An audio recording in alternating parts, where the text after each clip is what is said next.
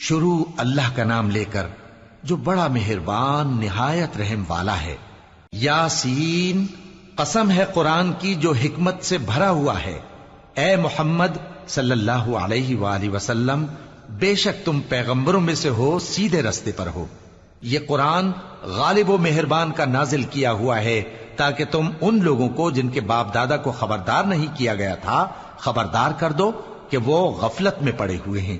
ان میں سے اکثر پر اللہ کی بات پوری ہو چکی ہے، سو وہ ایمان نہیں لائیں گے۔ ہم نے ان کی گردنوں میں طوق ڈال رکھے ہیں اور وہ ٹھوڑیوں تک پھنسے ہوئے ہیں، تو ان کی گردنیں اکڑی ہوئی ہیں، اور ہم نے ان کے آگے بھی دیوار بنا دی اور ان کے پیچھے بھی، پھر ان پر پردہ ڈال دیا تو یہ دیکھ نہیں سکتے۔ اور تم ان کو خبردار کرو یا نہ کرو، ان کے لیے برابر ہے، یہ ایمان نہیں لائیں گے۔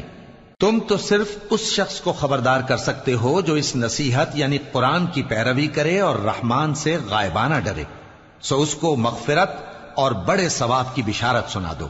بے شک ہم مردوں کو زندہ کریں گے، اور جو کچھ وہ آگے بھیج چکے اور جو ان کے نشان پیچھے رہ گئے ہم ان کو قلم بند کر لیتے ہیں، اور ہر چیز کو ہم نے کتاب روشن یعنی لوح محفوظ میں لکھ رکھا ہے۔ اور ان سے گاؤں والوں کا قصہ بیان کرو جب ان کے پاس پیغمبر آئے، یعنی جب ہم نے ان کی طرف 2 پیغمبر بھیجے تو انہوں نے ان کو جھٹلایا، پھر ہم نے تیسرے سے تقویت دی تو انہوں نے کہا کہ ہم تمہاری طرف پیغمبر ہو کر آئے ہیں۔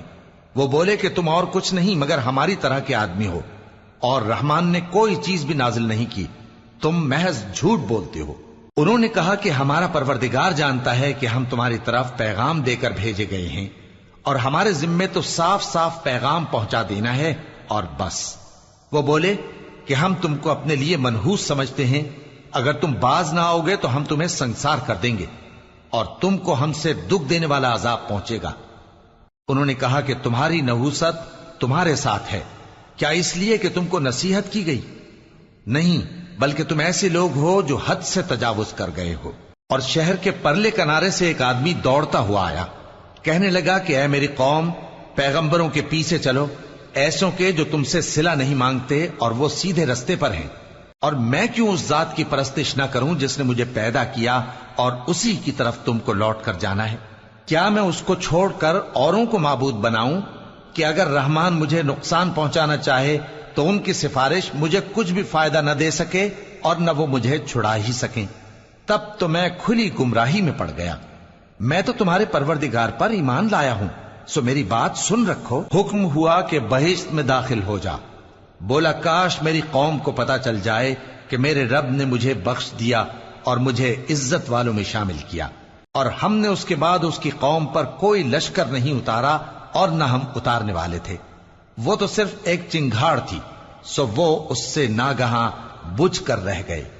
بندوں پر افسوس کہ ان کے پاس جب کوئی پیغمبر آتا تو وہ اس سے تمسخر ضرور کرتے۔ کیا انہوں نے نہیں دیکھا کہ ہم نے ان سے پہلے بہت سے لوگوں کو ہلاک کر دیا تھا؟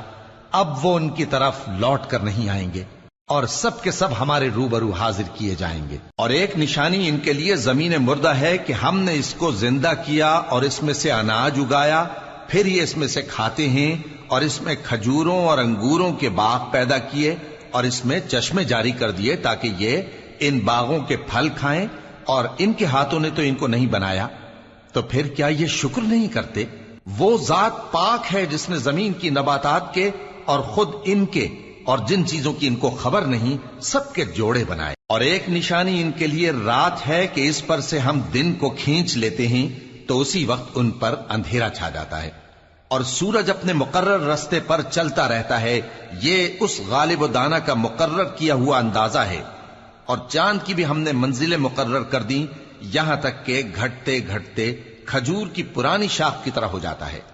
نہ تو سورج ہی سے یہ ہو سکتا ہے کہ چاند کو جا پکڑے، اور نہ رات ہی دن سے پہلے آ سکتی ہے، اور سب اپنے اپنے مدار میں تیر رہے ہیں۔ اور ایک نشانی ان کے لیے یہ ہے کہ ہم نے ان کی اولاد کو بھری ہوئی کشتی میں سوار کیا، اور ان کے لیے ویسی ہی اور چیزیں پیدا کی جن پر یہ سوار ہوتے ہیں، اور اگر ہم چاہیں تو ان کو غرق کر دیں، پھر نہ تو ان کا کوئی فریاد رس ہو اور نہ ان کو رہائی ملے، مگر یہ ہماری رحمت اور ایک مدت تک کے فائدے ہیں۔ اور جب ان سے کہا جاتا ہے کہ جو تمہارے آگے اور جو تمہارے پیچھے ہے اس سے ڈرو تاکہ تم پر رحم کیا جائے، اور ان کے پاس ان کے پروردگار کی طرف سے کوئی نشانی نہیں آتی مگر اس سے منہ پھیر لیتے ہیں۔ اور جب ان سے کہا جاتا ہے کہ جو رزق اللہ نے تم کو دیا ہے اس میں سے خرچ کرو، تو کافر مومنوں کے متعلق کہتے ہیں کہ بھلا ہم ان لوگوں کو کھانا کھلائیں جن کو اگر اللہ چاہتا تو خود کھلا دیتا، تم تو کھلی گمراہی میں ہو۔ اور کہتے ہیں اگر تم سچ کہتے ہو تو بتاؤ یہ وعدہ کب پورا ہوگا؟ یہ تو ایک چنگھاڑ ہی کے منتظر ہیں جو ان کو اس حال میں کہ باہم جھگڑ رہے ہوں گے آ پکڑے گی، پھر نہ تو یہ وصیت ہی کر سکیں گے اور نہ اپنے گھر والوں میں واپس جا سکیں گے۔ اور جس وقت سور پھونکا جائے گا یہ قبروں سے نکل کر اپنے پروردگار کی طرف دوڑ پڑیں گے، کہیں گے ہائے بربادی، ہمیں ہماری خوابگاہوں سے کس نے جگہ اٹھایا۔ یہ وہی تو ہے جس کا رحمان نے وعدہ کیا تھا اور پیغمبروں نے سچ کہا تھا۔ وہ تو صرف ایک زور کی آواز ہوگی کہ سب کے سب ہمارے روبرو آ حاضر ہوں گے، پھر اس روز کسی شخص پر کچھ بھی ظلم نہیں کیا جائے گا اور تم کو بدلہ ویسا ہی ملے گا جیسے تم کام کرتے تھے۔ اہل جنت اس روز عیش و نشاط کے مشغلے میں خوش ہوں گے، وہ بھی اور ان کی بیویاں بھی سایوں میں تختوں پر تکیے لگائے بیٹھے ہوں گے، وہاں ان کے لیے میوے ہوں گے اور جو وہ منگوائیں گے ان کو ملے گا۔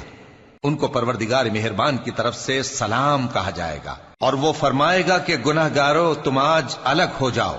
اے آدم کی اولاد، کیا میں نے تم سے کہہ نہیں دیا تھا کہ شیطان کو نہ پوجنا، وہ تمہارا کھلا دشمن ہے، اور یہ کہ میری ہی عبادت کرنا یہی سیدھا رستہ ہے؟ اور اس نے تم میں سے بہت سی خلقت کو گمراہ کر دیا تھا، تو کیا تم سمجھتے نہیں تھے؟ یہی وہ جہنم ہے جس کے تمہیں دھمکی دی جاتی تھی، جو تم کفر کرتے رہے ہو اس کے بدلے آج اس میں داخل ہو جاؤ۔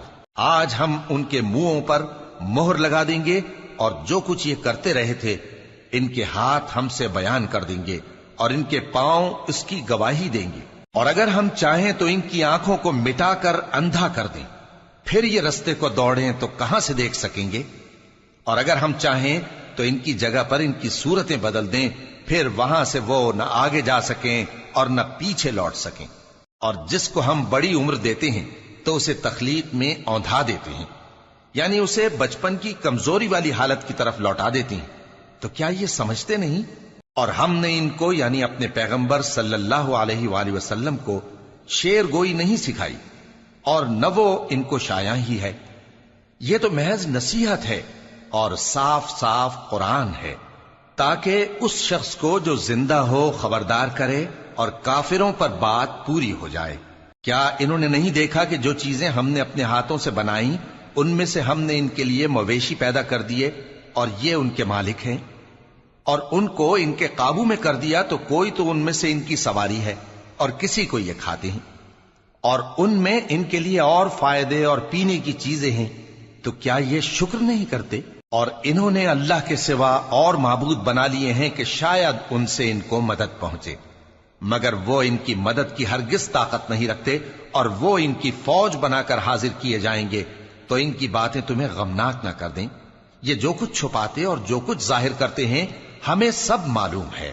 کیا انسان نے نہیں دیکھا کہ ہم نے اس کو نطفے سے پیدا کیا، پھر وہ تڑاک پڑاک جھگڑنے لگا اور ہمارے بارے میں مثالیں بیان کرنے لگا اور اپنی پیدائش کو بھول گیا، کہنے لگا کہ جب ہڈیاں بوسیدہ ہو جائیں گی تو ان کو کون زندہ کرے گا؟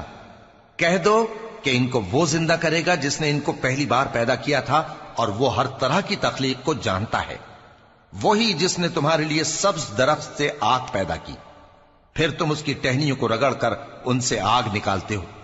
بھلا جس نے آسمانوں اور زمین کو پیدا کیا، کیا وہ اس بات پر قادر نہیں کہ ان کو پھر ویسے ہی پیدا کر دے؟ کیوں نہیں؟ اور وہ تو سب کچھ پیدا کرنے والا کامل علم والا ہے۔ اس کی شان یہ ہے کہ جب وہ کسی چیز کا ارادہ کرتا ہے تو اس سے فرما دیتا ہے کہ ہو جا، تو وہ ہو جاتی ہے۔ وہ ذات پاک ہے جس کے ہاتھ میں ہر چیز کی حکومت ہے، اور اسی کی طرف تم کو لوٹ کر جانا ہے۔